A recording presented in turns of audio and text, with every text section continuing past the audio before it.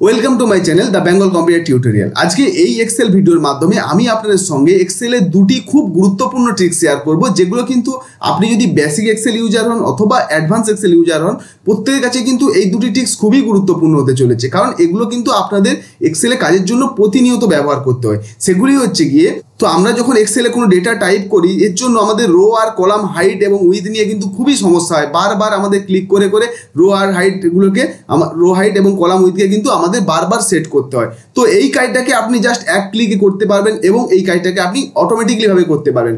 এই দুটি ট্রিক্স কিন্তু আপনাদের সঙ্গে আজকে আমি শেয়ার করব, তাই ভিডিওটি কিন্তু আপনার কাছে খুবই ইম্পর্টেন্ট হতে চলেছে। তো যদি ভিডিওটি ভালো লেগে থাকে অবশ্যই ভিডিওটিকে লাইক করবেন, এবং আপনি যদি আমাদের চ্যানেলে নতুন দর্শক হয়ে থাকেন তো অবশ্যই আমাদের চ্যানেলটিকে সাবস্ক্রাইব করে পাশে থাকবেন এই ধরনের আরও নতুন নতুন ট্রিক্স অ্যান্ড টিপস শেখার জন্য। তো দেখুন, আমি এই এক্সেল শিটটা ওপেন করে রেখেছি। এই এক্সেল শিটে আপনি দেখুন কিছু ডেটা রয়েছে। এই ডেটাগুলোতে দেখুন এই যে কলাম উইথ, যেমন এখানে দেখুন ডিলার নেম লেখা আছে, কিন্তু এখানে দেখুন কলামের উইথটা খুবই কম, মানে চাওয়াটা কম, যার জন্য কিন্তু এই লেখাগুলো দেখুন অর্ধেক হয়ে রয়ে গেছে। বাকিগুলো কিন্তু আমরা যদি এটাকে প্রপারভাবে দেখতে যাই তাহলে আমাদের কি হয়, এই কলামের যে হাইট উইথটা রয়েছে এই বর্ডারের উপর ক্লিক করে আমাদের ডান দিকে টানতে হয়। তাহলে দেখুন একটু স্পেসটা যদি উইথটা শেষ হয়ে যায় তাহলে আমরা সমস্ত ডিলারশিপ বা যে কোনো ডেটা থাকুক না কেন তার নামগুলো আপনার পরিষ্কারভাবে দেখতে পারেন। তো এইভাবে যদি আমাদেরকে বারে বারে এইভাবে কলামের উইথকে এইভাবে ক্লিক অ্যান্ড ড্র্যাগ করে করে যদি আমাদের সেট করতে হয় তাহলে অনেক সময় লাগবে, এবং অলরেডি আবার দেখুন রোয়ের উচ্চতাগুলো অনেক কিন্তু বেড়ে আছে। তো এগুলোকে আবার এরকম ক্লিক করে করে সিলেক্ট করতে হবে। তাহলে দেখুন এটাতে আপনার কত সময় লাগবে, যদি বেশি ডেটা হয় এতে অনেক সময় লেগে যাবে এবং এটা বিরক্তিকর কাজ বারবার সেট করাকে। তো এইটাকে আপনি কীভাবে একটা কিন্তু শর্টকাট কির মাধ্যমে করতে পারবেন। তো চলুন দেখে নেওয়া যাক। ফার্স্ট যদি আবার এরকম সিচুয়েশান আসে যে কলাম উইথগুলো সব একদম ঘেটে গেছে, এগুলো আর ঠিক করে যাচ্ছে না, তো আপনি কি করবেন, কন্ট্রোল প্রেস করে এ প্রেস করবেন। ওকে, দেখুন আমরা টোটাল যে ডেটা আছে সব কিন্তু সিলেক্ট হয়ে গেল। এবার এখানে আমরা ফার্স্ট কি করব, আমরা ফার্স্ট হচ্ছে গিয়ে আমাদের কলামের যে উইথ মানে চাওড়া সেটাকে আগে সেট করে নেব।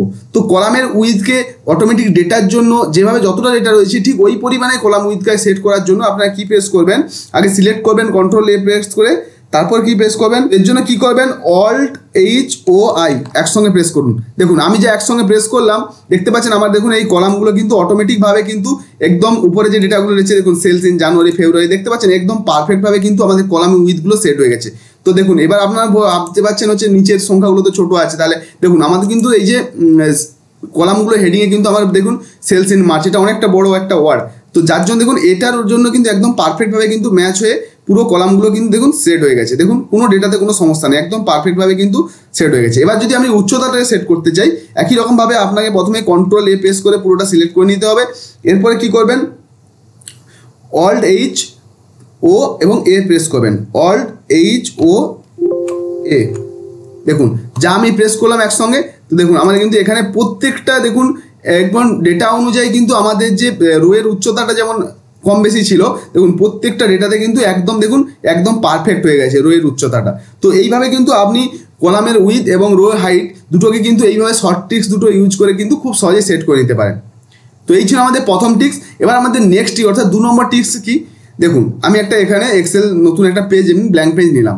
এবার আপনি যদি এখানে প্রথমেই আপনি লেখা কোনো একটা শুরু করেন, ধরুন আমি এখানে একটু এটা লিখছি,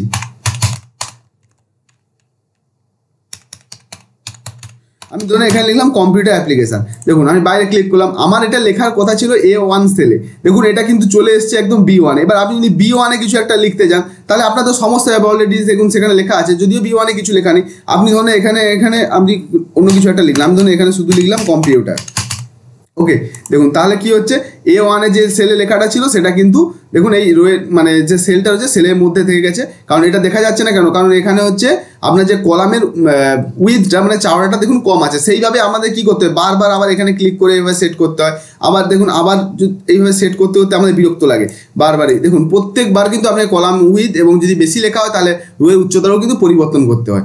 তো এটা যদি আপনি মনে করেন যে আমার এটা অটোমেটিকভাবে হবে, অর্থাৎ আমি যেমন পরিমাণে লিখবো সেই অনুযায়ী আমার কলাম হাইট এবং উইথটা অটোমেটিক সেট হয়ে যাবে। তো এর জন্য একটা বিশেষ ট্রিক্স রয়েছে যেটা কিন্তু ইম্পর্টেন্ট খুবই। এটা যদি আপনি একবার সেট করে নেন তাহলে এই এক্সেল শিটে যে সেটটা আপনি ওপেন করে রাখছেন ওই এক্সেল শিটে যে কোনো সেলে আপনি যে ডেটাই লিখুন না কেন অটোমেটিক কিন্তু রো হাইট এবং কলাম উইথ কিন্তু অটোমেটিকভাবে সরে যাবে। ওকে, তো দেখুন এটা কীভাবে করা যায়। ধরুন না আমি এখানে 9 নম্বর ওয়ার্কশিটটা ওপেন করে রেখেছি, আপনি যে ওয়ার্কশিটটা ওপেন করবেন দেখবেন এখানে শো করবে সেটা। তো এর উপরে রাইট ক্লিক করবেন, রাইট ক্লিক করার পর দেখবেন এখানে ভিউ কোড বলে একটা অপশান রয়েছে, এই ভিউ কোড অপশানে ক্লিক করবেন। করার পর দেখবেন আপনার সামনে এরকম একটা পেজ আসবে। তো এই পেজে দেখবেন ফার্স্ট একবার জেনারেল অপশান থাকবে। এই জেনারেল অপশান থেকে কী করবেন, আপনি এখান থেকে ওয়ার্কশিট অপশানটা সিলেক্ট করে নেবেন। ওকে, এই ড্রপ ডাউনে ক্লিক করে ওয়ার্কশিট অপশানটা সিলেক্ট করে নিলেন। তারপর দেখবেন আপনার কাছে এরকম একটা কোডের উইন্ডো আসবে, যেখানে আপনার যে কার্সারটা ব্লিঙ্ক করছে ওই যে 6 জায়গায় কিন্তু আপনাকে এই কোডটা লিখতে হবে। তো কোডটা কি, এখানে প্রথমে লিখবেন সেলস, CELLS, সেলস। তারপর কি করবেন, ডট চিহ্ন দেবেন। ডট দেওয়ার পর এখানে লিখবেন এন্টায়ার কলাম, ENTIRE।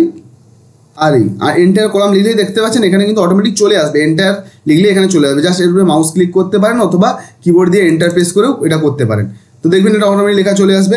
এরপরে কি করবেন, এরপর আবার একটা ডট চিহ্ন দিয়ে এখানে লিখবেন কি অটোফিট, AUTO, অটোফিট। দেখবেন অটোমেটিক চলে আসবে। এখানে দেখতে পাচ্ছেন যে অটোফিট যে লেখাটা এখানে অটোমেটিক চলে আসবে। এর উপরে ডবল ক্লিক করতে পারেন, অটোমেটিক দেখবেন এখানে লেখাটাও হয়ে যাবে। হয়ে গেল। তো এরপরে আপনারা কি করবেন, জাস্ট এখানে ট্যাব কিটা প্রেস করে দিবেন বা এন্টার প্রেস করতে পারেন, দুটো এর মধ্যে যে কোনো একটা প্রেস করে দেবেন। দেওয়ার পরে কিন্তু আপনার কাজটা শেষ। এবার আপনি কি করবেন, এই পেজটাকে টোটালি ক্লোজ করে দিবেন। হয়ে গেল।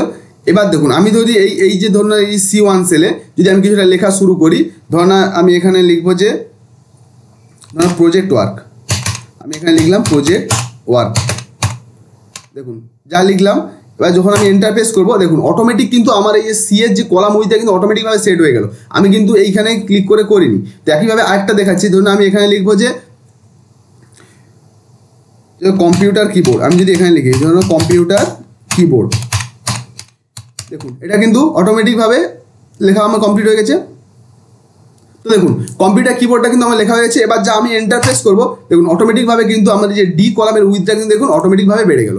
এইভাবে যদি আপনি যাই লিখুন না কেন আপনার কলাম উইথ এবং রোয়ের যে উচ্চতা রোটাও কিন্তু অটোমেটিকভাবে সেট হয়ে যায়। আমি এখানে একটা লাইন লিখেছি, যদি আপনি দুটো লাইনে কিছু একটা লেখেন এর সঙ্গে, তাহলে কি করবেন, এখানে অল চেপে এন্টার প্রেস করবেন। অল চেপে এন্টার প্রেস করলে আপনারা জানেন যে নিচের লাইনে লেখা হয়। এরপর ধরুন আমি এখানে নিচের লাইনেও লিখলাম কম্পিউটার লিখলাম। দেখুন এখানে আমি এন্টার প্রেস করার সঙ্গে সঙ্গে কিন্তু আমার যে রোয়ের যে উচ্চতা সেই রোয়ের উচ্চতাও কিন্তু অটোমেটিকভাবে বেড়ে গেল। তো এইভাবেই কিন্তু আপনি এক্সেলে কোনো ডেটা এন্ট্রি করার আগে থেকেই কিন্তু রো হাইট এবং কলাম উইথটা কিন্তু অটোমেটিকভাবে আগে থেকে সেট করে রাখতে পারেন। তাহলে হচ্ছে আপনাকে বারবার আর কোনো সেট করার প্রয়োজন হবে না। তো এই কাজটা কিন্তু আপনার কাছে খুবই সহজ হয়ে যাবে। তো আশা করি ভিডিওটি আপনাদের ভালো লাগবে এবং হেল্প করবে ভবিষ্যতে। তো যদি ভিডিওটি ভালো লেগে থাকে অবশ্যই ভিডিওটিকে লাইক করবেন এবং চ্যানেলটিকে সাবস্ক্রাইব করে আমাদের পাশে থাকবেন আরও এই ধরনের এক্সেলের দুর্দান্ত টিপস অ্যান্ড ট্রিক্স দেখার জন্য এবং নিজেকে কম্পিউটার এক্সপার্ট করে তোলার জন্য। ধন্যবাদ।